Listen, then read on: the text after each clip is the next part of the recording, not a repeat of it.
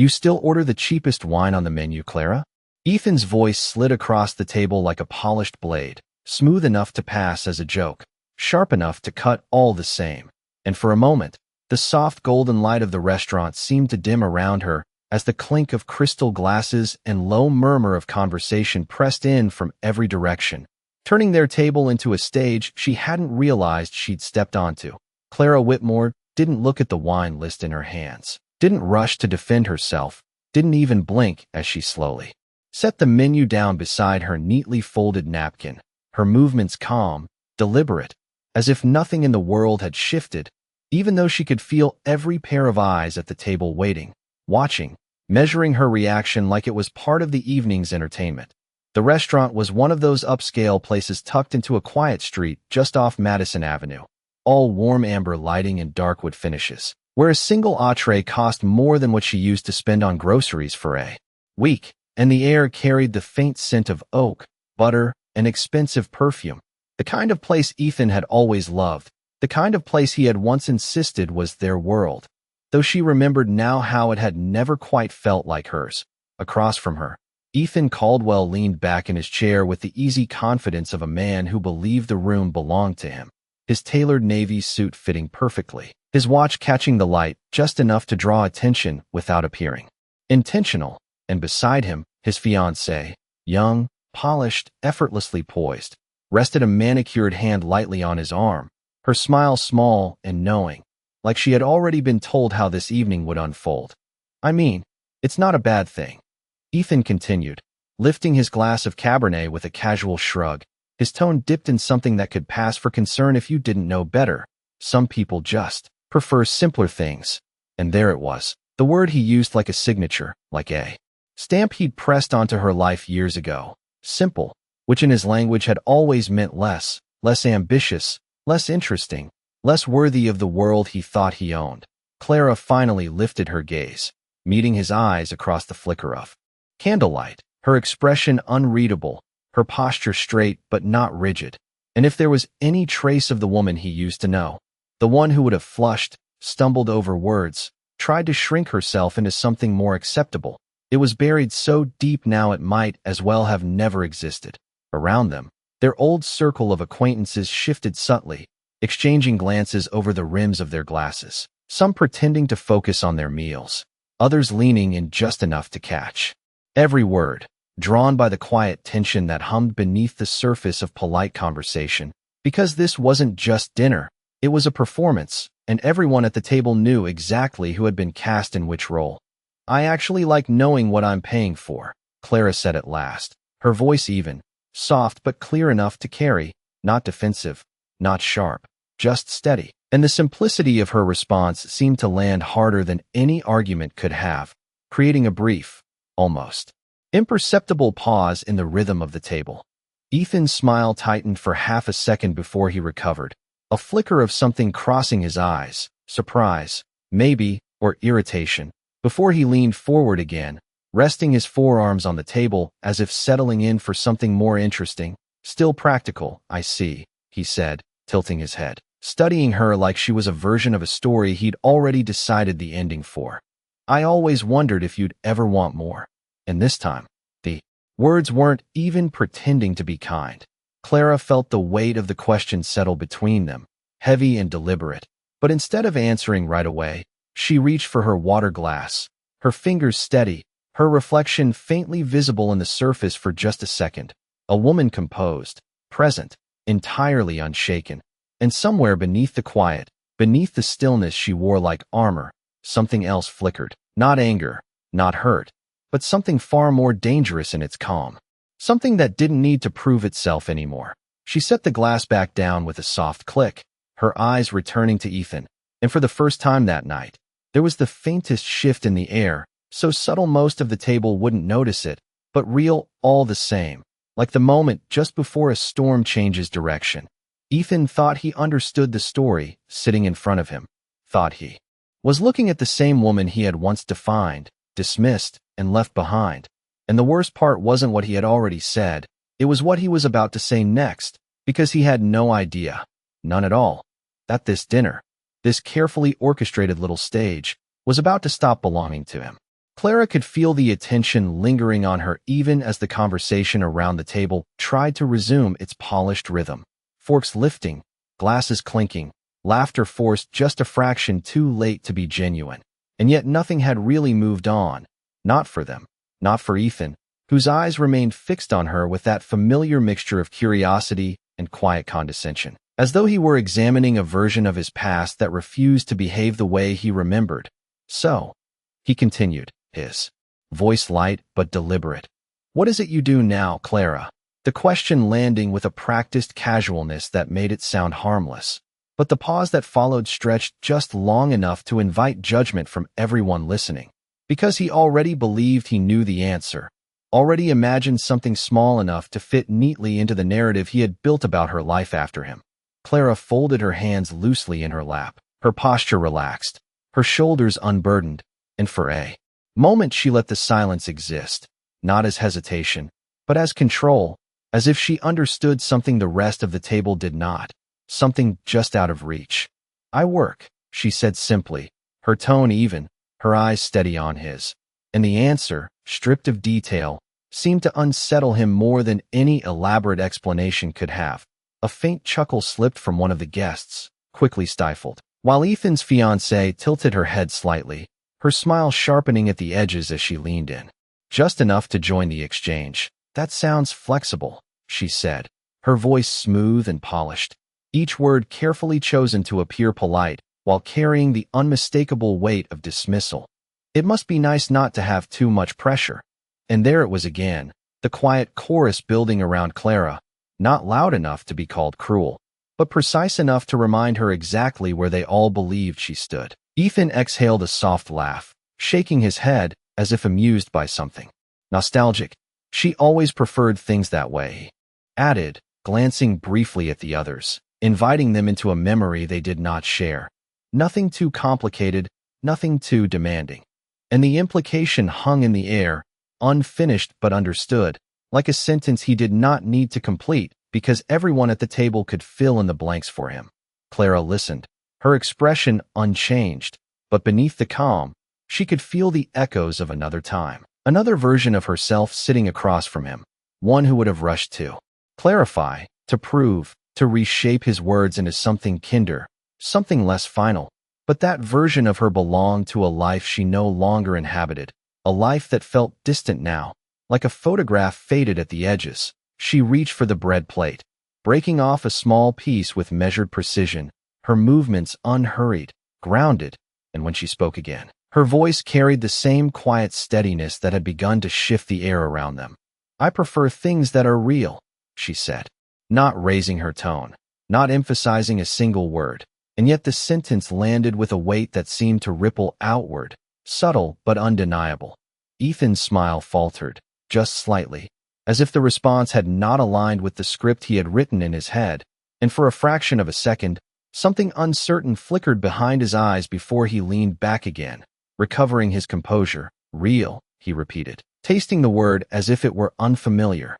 "That is one way to put it." And then he gestured toward the room around them, the polished wood, the soft lighting, the quiet luxury of it all.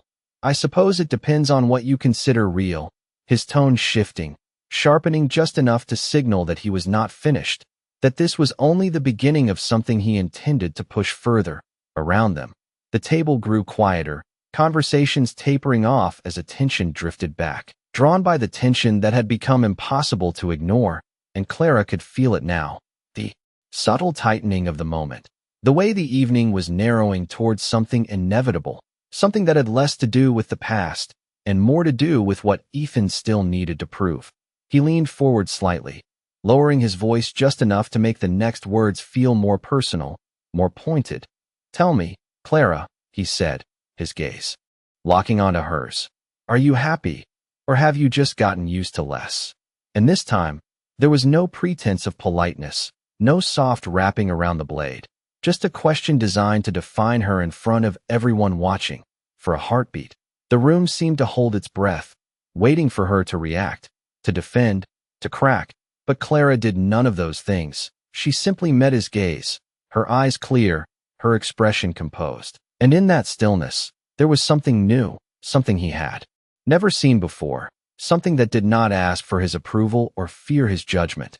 And though he could not name it, he felt it, a quiet shift he could not control, and it unsettled him far more than any answer ever could. The question did not linger because Clara allowed it to. It lingered because everyone else at the table needed it to, needed her answer to confirm what they already believed, that she had settled, that she had diminished, that she had become something smaller after losing him. And Ethan watched her closely, his gaze steady, almost patient, as if he were giving her the courtesy of time to admit it. Clara tilted her head slightly, not in submission, but in quiet consideration, her fingers resting lightly against the stem of her water glass as she let the silence stretch just long enough to shift the weight of the moment back onto him. And when she finally spoke, her voice carried no trace of defensiveness, only clarity. "I am exactly where I chose to be," she said, and the simplicity of it seemed to echo louder than anything raised in anger could have. A subtle ripple moved through the table, a glance exchanged here, a lifted brow there, because that was not the answer they had expected. It did not fit the version of her they had already agreed upon without saying it out loud. Ethan let out a soft breath through his nose, almost a laugh, though there was no warmth in it. "Of course you are," he replied, nodding slowly as if indulging her. "You always had a way of convincing yourself of that."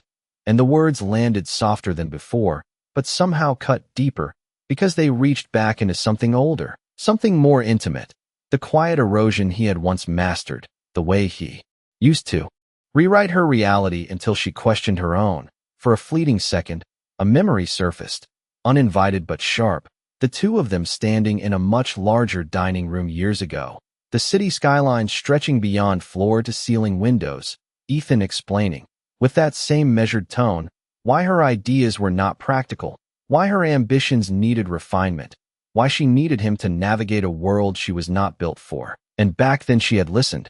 Back then she had believed him. Clara's gaze did not waver now, but something behind her eyes shifted, not toward pain, but toward distance, as if she were observing that memory rather than living inside it. And when she spoke again, there was a quiet finality in her voice. "I do not need to convince myself anymore," she said, each word placed carefully, deliberately. And for the first time that evening, Ethan did not respond immediately. His fiancée shifted beside him, her fingers tightening slightly against his sleeve, her expression still composed but no longer entirely relaxed, because the tone of the conversation had begun to drift in a direction she had not anticipated, one where Clara was not reacting the way she should have, not shrinking, not apologizing, not playing the role assigned to her. "That is admirable," she interjected smoothly, reclaiming a sense of control with a practiced smile. "Not everyone is comfortable stepping away from certain opportunities," her gaze flicking briefly around the table before returning to Clara, the implication clear, that Clara had walked away from something valuable, something others would have fought to keep. Ethan seized the opening with a nod, leaning forward again, his tone sharpening just enough to reassert himself. "You did walk away from a lot," he said, his eyes locking onto hers. "Most people would have tried harder to hold on." And there it was, the narrative he had always relied on, that she had lost something by leaving him, that her departure had been a failure rather than a decision.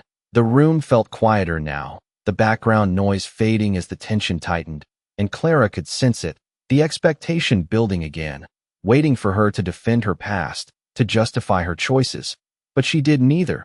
She simply looked at him, really looked at him, taking in the tailored suit, the carefully constructed confidence, the subtle strain beneath it. And when she spoke, her voice was calm, almost gentle. "I did not lose anything I wanted to keep," she said.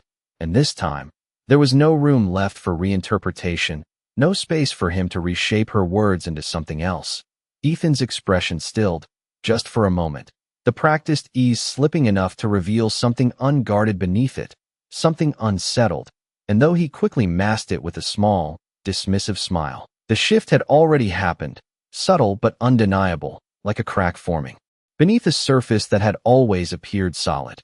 He lifted his glass again, taking a slow sip as if to buy himself time, but his eyes did not leave hers, and in that silence, something unspoken passed between them, something he could not quite name, because for the first time since she had sat down at that table, Clara Whitmore was no longer playing defense, and he was beginning to realize, far too late, that he did not understand the rules of this conversation anymore. The air at the table had changed, not dramatically, not in a way that could be pointed out or named, but enough that the laughter no longer flowed as easily, and the clinking of glasses felt slightly out of rhythm, like a performance where one actor had forgotten their lines and the rest were trying to adjust without acknowledging it, and Ethan could feel it, even if he refused to fully admit it. The subtle shift in control slipping from his grasp in ways he did not understand. He set his glass down with a soft, deliberate motion, the faint sound against the white tablecloth drawing just enough attention to anchor the moment again. And when he spoke, his voice carried a different edge now, quieter, more precise, as if he had decided to abandon the pretense of casual conversation altogether. "You always did have a way of reframing things," he said, his gaze fixed on Clara with renewed intensity, turning decisions into statements. And though the words were measured, there was something beneath them now, something sharper, more personal, a need not just to define her, but to reclaim the version of her he had once controlled. Clara did not look away, did not shift in her seat, did not reach for anything to fill the silence that followed. She simply let it exist, her presence steady, grounded, as if she were no longer reacting to him, but observing him, and that alone unsettled him more than any argument could have. One of the guests cleared his throat softly, attempting to redirect the conversation towards safer ground, asking about a recent business deal, but the effort faltered almost immediately, the question hanging unanswered as attention remained anchored to the quiet tension between Clara and Ethan. Because everyone at the table could feel it now, this was no longer just a dinner, it was something else entirely, something unfolding in real time without a script. Ethan leaned forward slightly, his hands folding together on the table as if preparing to make a point he had been building toward all evening. "I am just saying," he continued, his tone smoothing again but never quite losing that underlying edge. "Some people are built for certain lives, and others find comfort in stepping back." His eyes flicked briefly to her glass of water, then back to her face, the implication, clear without needing to be spoken, that she had chosen less because she could not handle more. His fiancée let out a soft, approving laugh, nodding as though the observation were both insightful and kind, reinforcing the narrative he was constructing, and for a brief moment, it seemed as though the balance might tip back in his favor, that the room might once again align with him, with the version of reality he presented so effortlessly. But Clara remained exactly where she was, unmoved, her expression calm, her posture relaxed, and when she finally spoke, her voice carried a quiet clarity that cut through the layered politeness like light through glass. "Or maybe," she said, her gaze steady on his, "some people confuse noise with meaning." And the words landed softly, without emphasis, but the effect was immediate, a subtle tightening around the table, a pause that stretched just long enough to be felt by everyone present. Ethan's jaw shifted almost imperceptibly, the smallest crack in his composure, and though he forced a smile a second later, it no longer reached his eyes. "Is that what you think?" he asked, his voice lower now, more controlled. "That everything I built is just noise?" And for the first time, there was something defensive in the question, something that had not been there before. Clara tilted her head slightly, considering him, not with judgment, not with bitterness, but with a kind of quiet understanding that seemed to unsettle him even more. "I think you needed it to be loud," she replied, her tone unchanged, "so you would not have to listen to anything else." And this time, there was no mistaking the shift, the way the air seemed to tighten around the table, the way a few of the guests looked down at their plates, suddenly very interested in their meals, as if distancing themselves from a conversation that had moved beyond safe territory. Ethan leaned back. Again, slower this time, his fingers tapping lightly against the edge of the table in a rhythm that betrayed more than he intended.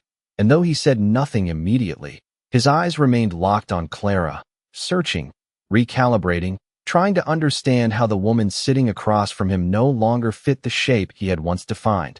And Clara, for her part, did nothing to fill the silence. She simply sat there, composed, present, entirely unshaken, and in that stillness, something undeniable, settled into place, something that did not need to be spoken aloud for everyone at the table to feel it, that whatever this evening had been meant to prove, it was no longer unfolding the way Ethan Caldwell had planned. The silence that followed her words did not break all at once. It unraveled slowly, like a thread being pulled from a carefully woven fabric, and no one at the table seemed willing to be the first to speak, because something in the air had shifted beyond casual conversation, beyond polite tension, into something sharper, something more revealing. Ethan's fingers stilled against the edge of the table, the faint rhythm he had been tapping dissolving as he held her gaze. And for a moment, just a moment, there was no performance left in his expression, only a flicker of something unguarded, something that did not belong in the version of himself he had so carefully constructed. Then it was gone, replaced by a controlled exhale and a small, practiced smile that returned like a mask settling back into place. "You always did think you understood me better than anyone else," he said, his tone measured, almost conversational again. But there was a tension beneath it now, something tighter, less certain. Clara did not respond immediately. She did not need to, because the weight of what had already been said still lingered between them, and instead she reached for her napkin, adjusting it slightly on her lap with quiet precision, as if grounding herself not in the conversation, but in something far steadier than it. Around them, the rest of the table attempted to reassemble itself, a glass lifted here, a comment about the food there, but the effort felt fragile, like something that could collapse again at any moment, because no one had quite forgotten what they had just witnessed, the subtle but undeniable shift in balance, the way Clara had stepped out of the role they had all expected her to play. Ethan's fiancée leaned closer to him, her voice soft but just audible enough to thread into the space. "Maybe we should order," she suggested, her smile directed at the table, but her eyes flicking briefly toward Clara, as if trying to redirect the evening back to something manageable, something predictable. A server approached at that exact moment, as though summoned by the need for normalcy, his presence offering a brief interruption as menus were reopened and selections discussed, the language of appetizers and entrees filling the gaps where tension had lived just seconds before. Clara listened without truly engaging, her focus drifting, not outward, but inward, to the quiet steadiness she had built over time, the version of herself that no longer reacted to the echoes of who she used to be. And in that stillness, she realized something with absolute clarity. This dinner had never been about catching up. It had never been about closure. It had been designed, orchestrated, a careful stage where Ethan could reaffirm a story he still needed to believe, that he had been right to leave, that she had been less, that her life after him had proven it. The realization did not sting. It settled, calm and undeniable, like a truth that had been waiting patiently to be acknowledged. Across the table, Ethan glanced at her again, quick, almost involuntary, as if checking whether she had returned to the version of her he recognized, the one who would quietly absorb his words and shape herself around them. But she had not, and the difference unsettled him more than he wanted to admit. "You have been very quiet," he said after a moment, his tone lighter again, though it no longer carried the same effortless confidence. "I would have thought you would have more to say." And there was a hint of challenge in it now, a subtle attempt to draw her back into a dynamic he understood. Clara lifted her gaze to meet his, her expression composed, her eyes clear, and when she spoke, her voice was calm, almost gentle, but there was something resolute beneath it, something that did not invite debate. "I said what mattered," she replied, and the simplicity of it seemed to close a door he had been trying to keep open. Ethan held her gaze for a second, longer, then looked away first, his attention shifting toward the menu in front of him, though it was clear he was not really reading it. And around the table, conversation began again, more cautiously this time, as if everyone were aware, even if they did not say it out loud, that something had changed, that whatever this evening had been meant to accomplish, it had already slipped beyond his control. Clara sat back slightly in her chair, her posture relaxed, her breathing steady, and for the first time since she had walked into that restaurant, she felt no weight from the past pressing against her, no need to prove, no need to explain, only a quiet certainty that the story Ethan had tried to tell about her no longer had any power here, not tonight, and not ever again. The conversation drifted on the surface after that, like a boat pretending the current beneath it did not exist. Plates arrived, silverware shifted, and the soft murmur of nearby tables filled the spaces between words that no one at their table quite trusted anymore. And yet beneath it all, Clara could still feel the undercurrent, steady and undeniable. A quiet pull that had nothing to do with the food or the setting and everything to do with the past that refused to sit quietly when it was invited back into the room. She listened as someone mentioned a recent vacation in Aspen. Another spoke about a new investment property in Miami, the details blending together into a familiar rhythm of status and subtle comparison. The kind of conversation she had once learned to navigate carefully, measuring her responses, adjusting her tone, making sure she never seemed too much or too little. Always just enough to fit beside Ethan's world without disrupting it. And as the voices moved around her, she felt the memory rise again, clearer this time, not sharp with pain, but precise with understanding, the echo of a different dinner, years ago, in a restaurant just like this one, where Ethan had leaned in across the table with that same composed intensity and told her, in a voice that sounded almost kind, that she needed to be more strategic about how she presented herself, that her opinions were valuable, but only if delivered the right way, that she should trust him to guide her. Because he understood how the world worked better than she did. Back then, she had nodded, absorbing every word as if it were instruction rather than limitation, believing that love sounded like correction, that partnership meant reshaping herself into something more acceptable, more refined, more aligned with the life he was building. She remembered the way she had gone home that night and stood in front of the mirror, replaying the conversation, adjusting her expressions, her tone, even the way she held her shoulders, trying to become the version of herself he would not need to fix. And now, sitting in this room again, hearing the same cadence in his voice, the same careful framing of what was valuable and what was not, she could see it for what it had always been, not guidance, not support, but control disguised as care, a quiet narrowing of who she was allowed to be. Across from her, Ethan laughed at something someone said. The sound smooth, practiced, the same laugh that used to signal approval, that used to make her feel like she had done something right simply by earning it. And for a brief moment, she studied him, not with resentment, not with longing, but with a kind of distant clarity, as if she were looking at a photograph from another life, one that no longer belonged to her.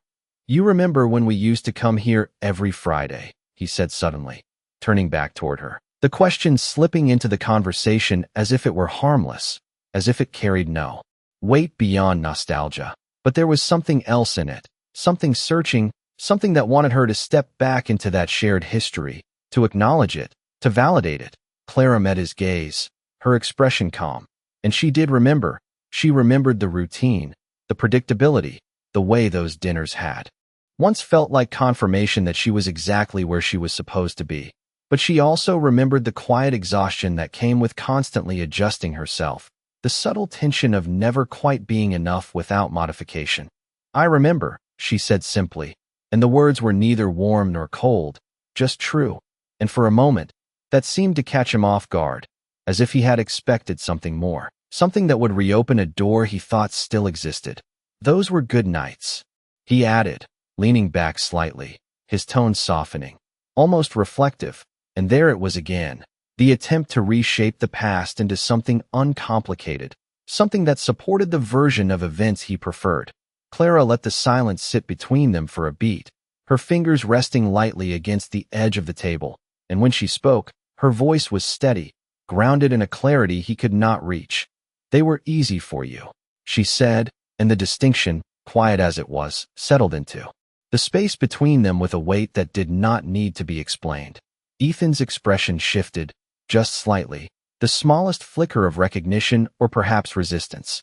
And though he opened his mouth as if to respond, the words did not come immediately, because for the first time, the past he had always relied on to define her was no longer aligned with the way she chose to remember it. And that difference, subtle but undeniable, was beginning to reshape the entire evening in ways he could not control. The distinction lingered in the air longer than anything else she had said that evening, not because it was loud or confrontational, but because it was undeniable, and Ethan felt it settle in a place he could not easily dismiss, his expression holding for just a fraction too long before he shifted again, leaning back into his chair with a slow inhale, as if recalibrating the direction of the conversation. Easy, he repeated, his tone measured, almost thoughtful, though there was a trace of resistance beneath it. That is one way to describe stability. And the word carried weight, deliberate and chosen, as if he were offering a correction, reframing her perspective into something more aligned with his own. Clara watched him quietly, her gaze steady, and for a moment she considered how many times she had accepted that exact framing without question, how often she had mistaken his definition of stability for something she needed to adapt to, rather than something she was allowed to define for herself. It was predictable, she replied, her voice calm, her tone even, and though the words were simple, they shifted the meaning entirely, moving it away from comfort and into something narrower, something more confined. Ethan's jaw tightened slightly, the smallest reaction, but enough to register, and his fiancée glanced between them, her smile faltering just enough to reveal the tension she was trying to smooth over.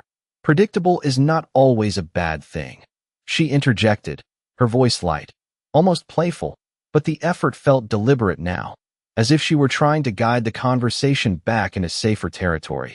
Clara turned her attention toward her briefly, acknowledging her with a polite nod. No, it is not, she agreed, her tone still gentle, unless it is the only thing you are allowed to be. And the sentence, quiet as it was, seemed to settle over the table with a weight that no one could quite ignore. One of the guests shifted in his seat, clearing his throat again, while another reached for her glass as if suddenly thirsty, small movements that betrayed the growing discomfort beneath the surface of the evening.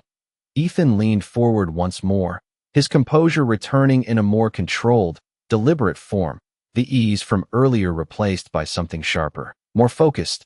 No one was limiting you, Clara, he said, his voice steady, but there was a subtle emphasis now, a need to correct the narrative she was presenting.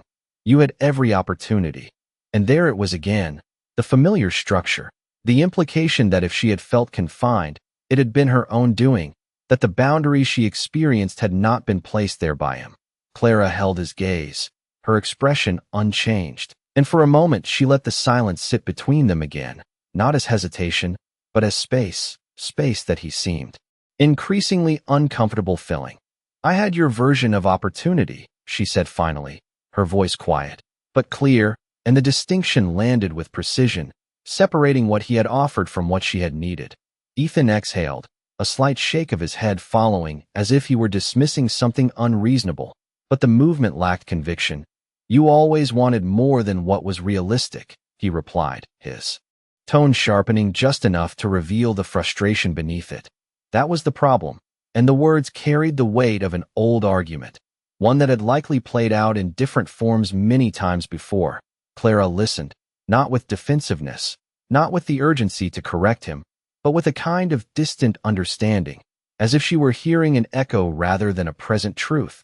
And when she spoke again, her voice carried a calm that did not seek to win, only to clarify. No, she said, softly.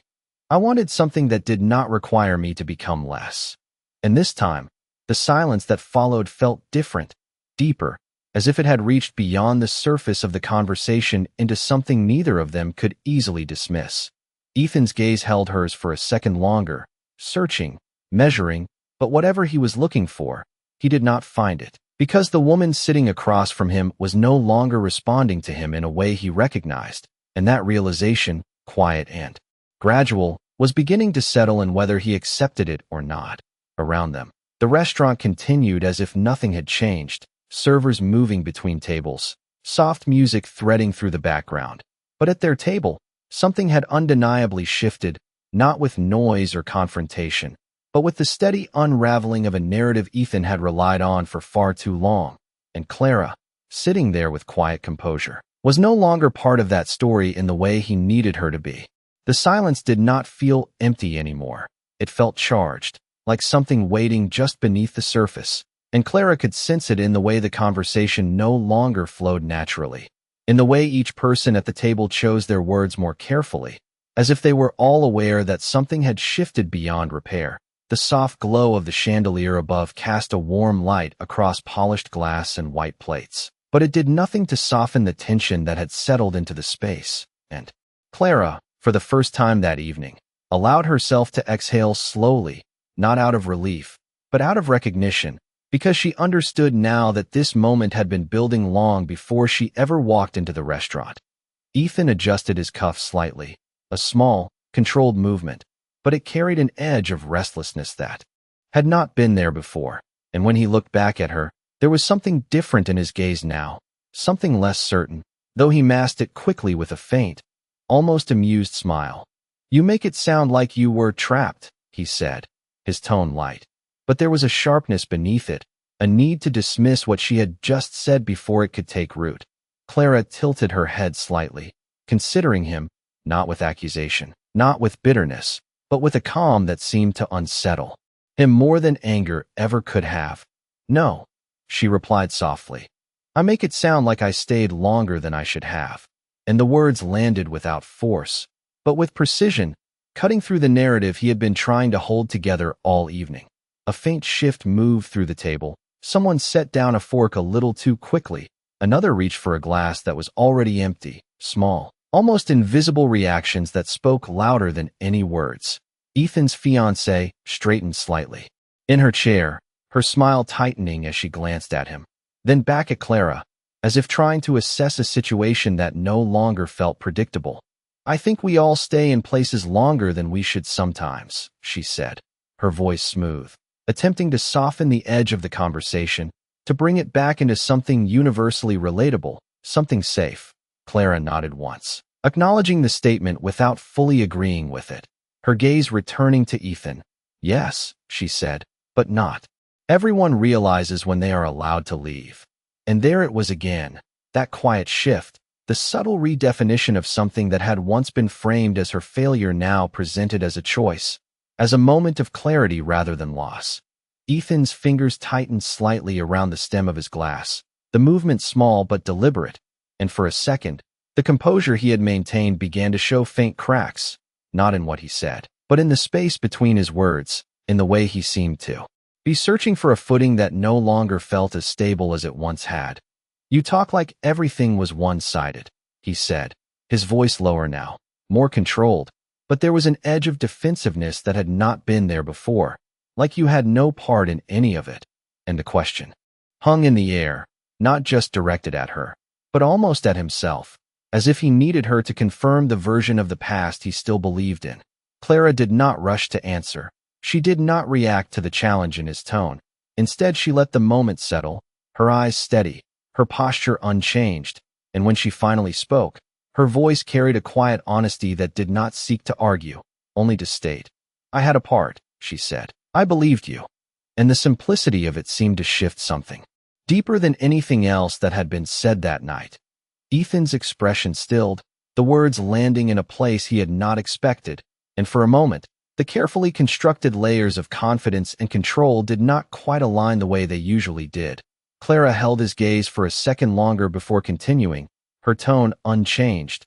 "That was my part," she added, and this time, there was no ambiguity, no space left for reinterpretation, just a quiet acknowledgement of something that had once defined her and no longer did. Around them, the restaurant continued as if untouched by the moment, servers moving gracefully between tables, soft music weaving through the background. But at their table, something had settled into place, something undeniable, because for the first time, the story Ethan had relied on to define their past was no longer shared, and without that shared version, his certainty began to feel less like truth and more like something he had been telling himself for far too long. The words did not echo, they settled, quiet and heavy, like something that had finally been placed exactly where it belonged. And for a moment, no one at the table seemed willing to move around them. Not Ethan, not his fiancée, not the others who had been listening more closely than they would ever admit, because what Clara had said was not dramatic, not loud, but it carried a kind of clarity that left very little room for distortion. Ethan's gaze remained fixed on her, but something in it had shifted, not entirely broken, not yet, but unsettled in a way that made his usual confidence feel slightly out of place, like a suit that no longer fit quite as perfectly as it once had. He exhaled slowly, leaning back in his chair as if creating distance might help him regain control of the moment. And when he spoke again, his voice was measured, deliberate, but there was a new edge beneath it, something less polished, more reactive. "You talk like everything was an illusion," he said, his tone lower now, like none of it was real. And there it was, not just a challenge, but a question he had not intended to ask out loud, something that reached beyond the evening into the foundation of what he believed their past had been. Clara did not look away, did not rush to correct or soften what he had said. Instead, she held his gaze with the same quiet steadiness that had carried her through the entire evening. And for a moment, she seemed to weigh the question not as an accusation, but as something worth answering honestly. "It was real," she said, her voice calm, her tone unshaken, and the acknowledgement seemed to ease something in the room, just for a second, just enough to suggest that perhaps there was still common ground between them. But then she continued, her words unfolding with the same quiet precision that had been reshaping the entire conversation. "Just not in the way I thought it was." And the distinction landed with a subtle force that shifted everything again, because it did not deny the past, it redefined it. Ethan's expression tightened, the smallest flicker of resistance crossing his face before he masked it again. But this time, the recovery was slower, less seamless, and for a moment, he said nothing, as if searching for a response that would restore the balance he had been losing piece by piece. His fiancée glanced at him, then back at Clara, her composure still intact but no longer effortless, her fingers resting more firmly against the table now, as if anchoring herself to something steady. "People grow," she offered lightly, her voice smooth, but there was a faint strain beneath it. "They see things differently over time." And the statement, while neutral on the surface, carried an attempt to dilute the weight of what Clara had just said, to fold it into something less specific, less personal. Clara nodded slightly, acknowledging the truth in that without allowing it to redefine her point. "Yes," she said, her gaze returning to Ethan. "They do." And for a moment, that was all she offered, the simplicity of it, leaving space for him to respond if he chose to. Ethan leaned forward again, slower this time, his movements more deliberate, as if he were stepping carefully into unfamiliar ground. "And what exactly do you see now?" he asked, his voice quieter, but more direct than it had been all evening. "That you did not see then." And the question hung between them, no longer wrapped in sarcasm or polite dismissal, but something closer to genuine, though he might not have intended it that way.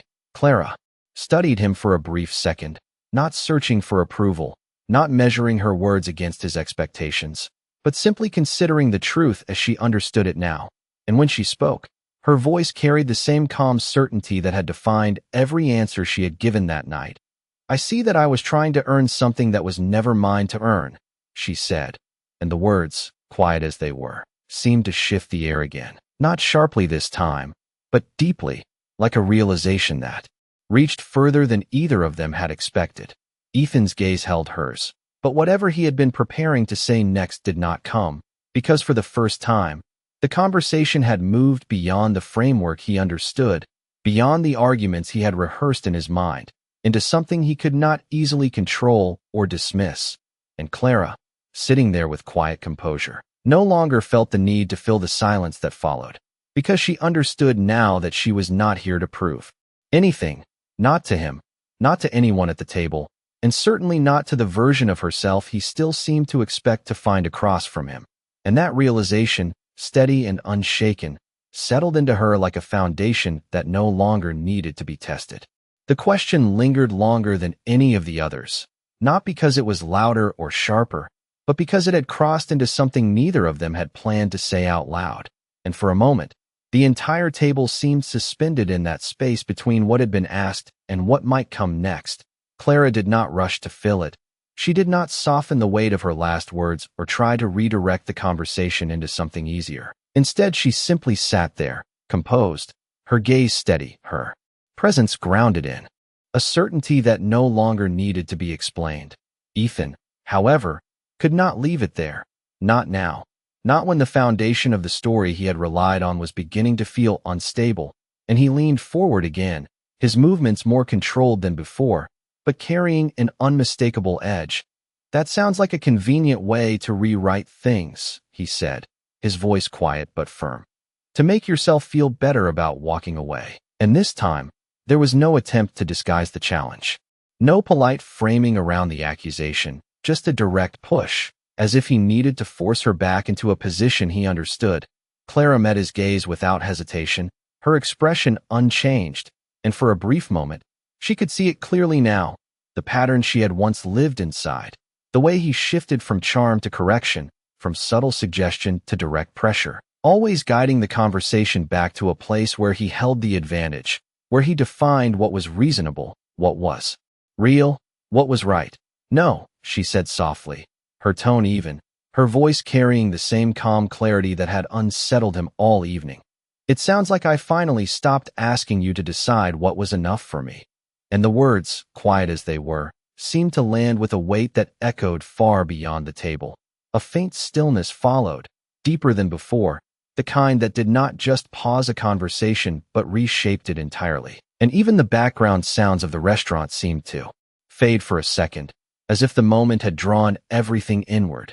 Ethan's expression tightened, the smallest shift in his jaw, the flicker of something he could not quite mask, and though he straightened slightly in his chair, as if to regain his composure, it no longer came as easily as it once had. "You are making it sound like I controlled everything," he replied, his voice lower now, more deliberate. But there was an unmistakable strain beneath it, like you had no say in your own life.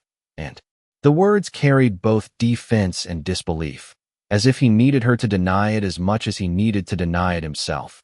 Clara held his gaze, not with accusation, not with anger, but with a quiet steadiness that did not seek to win, only to state what she knew to be true. "I had a say," she answered, her tone unchanged. "I just did not realize I could use it." And this time, there was no room left for reinterpretation, no space for him to reshape the meaning into something else. The table remained silent, no one attempting to interrupt now, no one trying to steer the conversation back to safer ground, because it had moved too far, into something too real to be dismissed with small talk. Ethan exhaled slowly, leaning back again, but the movement lacked the ease it once had, his fingers resting against the table without their earlier rhythm. As if even that small habit had been interrupted, his fiancée shifted beside him, her posture still composed, but her gaze now more observant, more cautious, as though she were seeing something she had not anticipated when the evening began. And Clara, sitting across from him, felt no urgency to continue, no need to fill the silence or press the point further, because she understood now that this was not a conversation she needed to win. It was simply one she no longer needed to lose. The weight of that realization settled quietly within her, steady and unshaken. And as she sat there, surrounded by the soft glow of the room and the quiet attention of those around them, it became clear that whatever this evening had been meant to prove, it was no longer about the past. It was about the moment unfolding now, and the fact that for the first time, Ethan Caldwell was no longer the one defining it. The silence stretched just long enough to become something tangible, something that pressed against the edges of the table and settled into the spaces between every person sitting there. And for a moment, no one moved, no one spoke, as if the evening itself had paused to take in what had just been said. Clara did not break it. She did not shift or soften or retreat.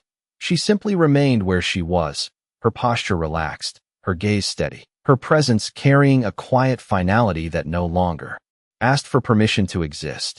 Ethan, however, could not remain still within it, because stillness meant accepting something he was not ready to accept, and he leaned forward again, slower this time, his movements more deliberate, as if each one required more effort than before.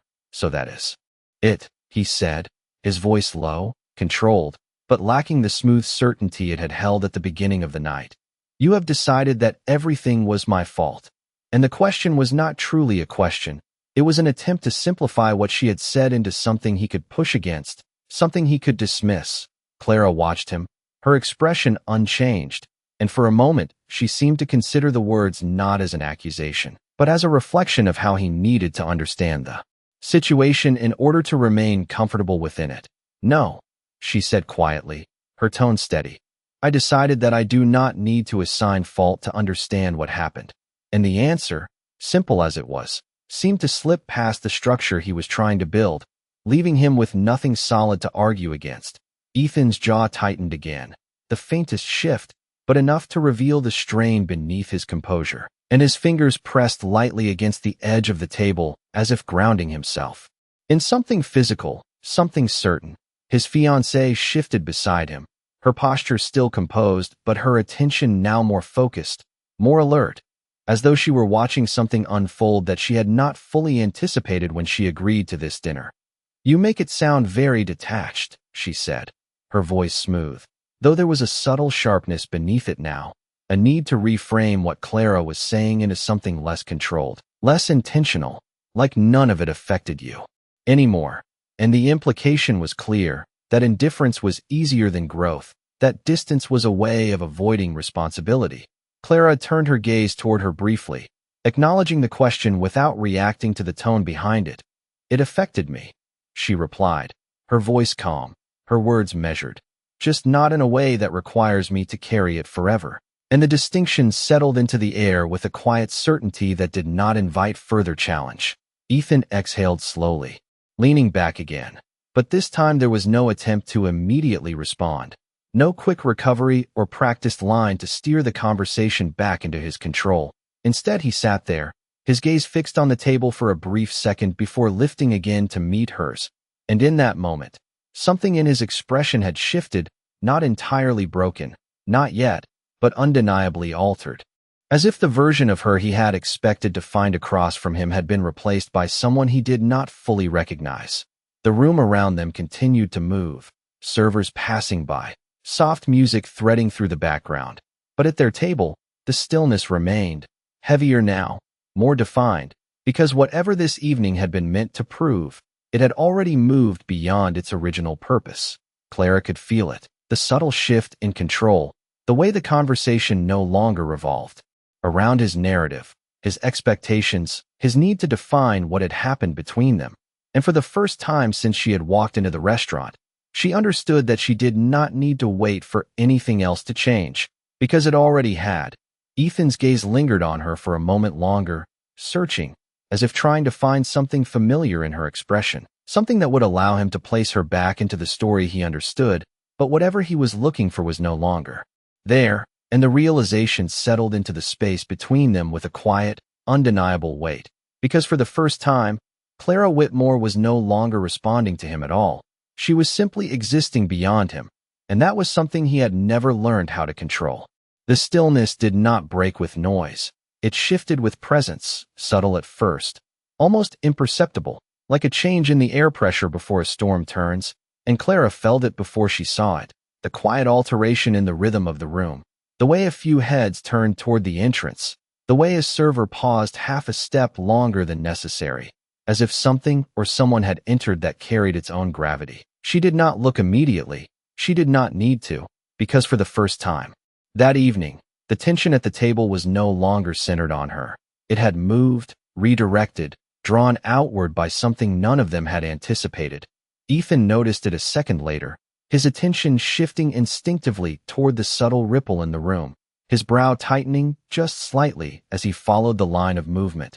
And though his expression remained composed, there was a flicker of distraction that broke the direct focus he had maintained on Clara all night. The rest of the table followed in small, almost synchronized motions, glances, lifting, conversations faltering, the quiet awareness that something had changed settling in before anyone could explain it. And then, without announcement, without spectacle, he stepped into the edge of the moment, not with urgency, not with force, but with a calm, unhurried presence that seemed to reshape the space around him simply by existing within it. Alexander Pierce did not need to command attention. It moved toward him naturally, drawn by the quiet confidence that did not rely on performance, the kind that did not ask to be noticed because it already knew it would be. His suit was understated but precise, every detail intentional without being obvious. And as he moved through the room, there was no rush in his steps, no need to prove or assert, only a steady forward motion that carried a certainty none of them could quite name.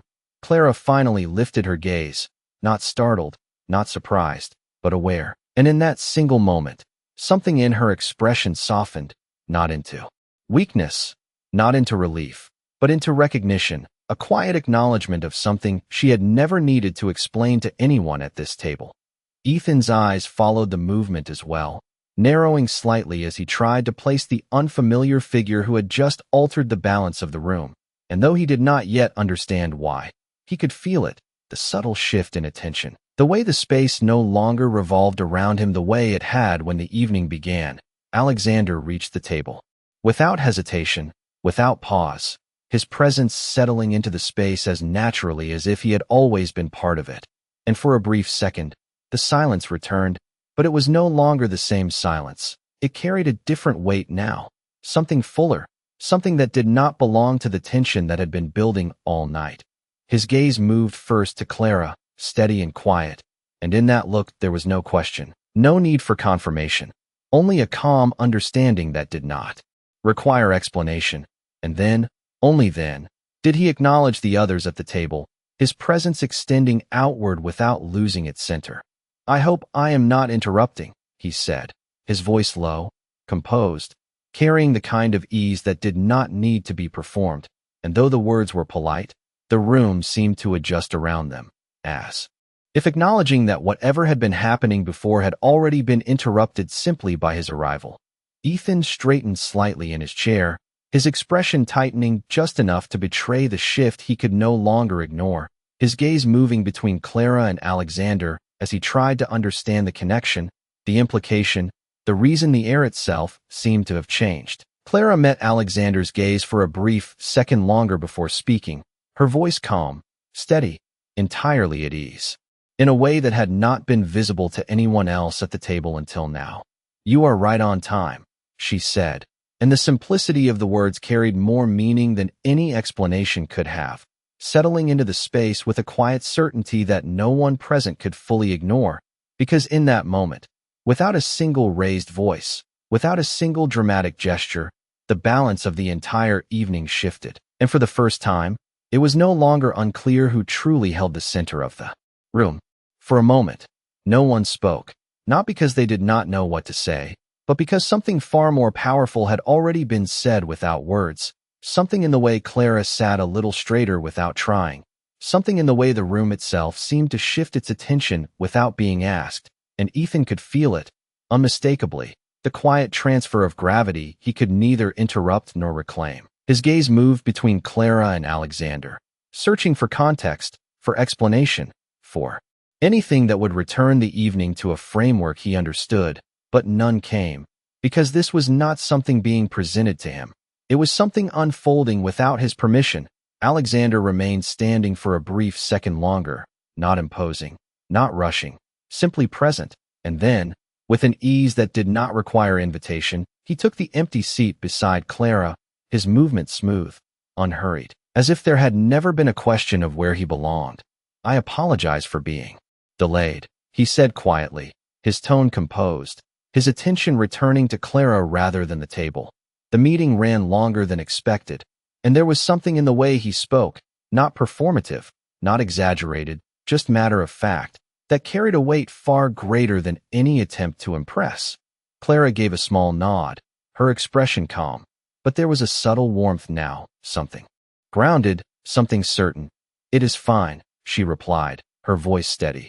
"We were just finishing," and the words, simple as they were, landed with quiet finality, as if closing a chapter that had already run its course. Ethan straightened slightly, his composure returning in fragments, but not fully intact, his voice measured as he finally spoke. "I do not believe we have met," he said, extending the formality as a way to regain footing, to place himself back into a position of control. "Ethan Caldwell." And though his tone was polite, there was an underlying tension that had not been there before. Alexander turned his gaze toward him then, acknowledging him with a brief nod, his expression neutral, composed, unaffected. "Alexander Pierce," he replied simply, and the name settled into the space with a quiet recognition that did not need to be explained, because even those who did not immediately place it could feel the shift it carried. A subtle reaction moved through the table, a glance exchanged, a pause in breathing, The kind of response that comes not from surprise, but from realization. Ethan's expression changed almost imperceptibly, the smallest tightening at the corners of his eyes, the faintest delay before he responded, and though he maintained his posture, something beneath it had shifted, something he could not fully conceal. "I see," he said, his voice controlled, but lacking the ease it once held. "And you are here with Clara?" The question unfinished, because he already understood the answer forming in front of him. Clara did not look at Ethan when she spoke. She did not need to. Her gaze remained forward, her voice calm, unshaken. "Yes," she said simply, and in that single word, there was no hesitation, no need for clarification, only certainty. The silence that followed was not awkward, it was definitive, because everything that had been implied throughout the evening now stood clearly in front of them, undeniable and complete. Ethan leaned back slowly, his fingers no longer tapping, his posture no longer effortless. And for the first time since the evening began, he said nothing, because there was nothing left for him to reshape, nothing left for him to define. Clara reached for her glass, her movement steady, unhurried, and as she set it back down, she allowed herself one final glance in his direction, not searching, not questioning, simply acknowledging what had been, and what no longer was. "Take care, Ethan," she said, her voice quiet, composed, carrying neither bitterness nor regret, and with that, she rose from her seat. Alexander stood with her without a word, his presence aligned with hers in a way that required no explanation, and together, they stepped away from the table, not in haste, not in triumph, but in quiet certainty. The room seemed to part for them without effort, the soft light catching the edges of their movement as they walked toward the exit, leaving behind the table, the conversation, and the version of the past that no longer held any weight. Ethan remained where he was, his gaze fixed on the space they had just left, the silence around him heavier now, not because he had been defeated, but because he had finally understood something he could not change. And Clara, as she stepped out into the night air beyond the restaurant, did not look back, because she no longer needed to, not for closure, not for validation, not for anything at all. And in that absence of need, in that quiet, unshaken peace, was the only ending that had ever truly mattered.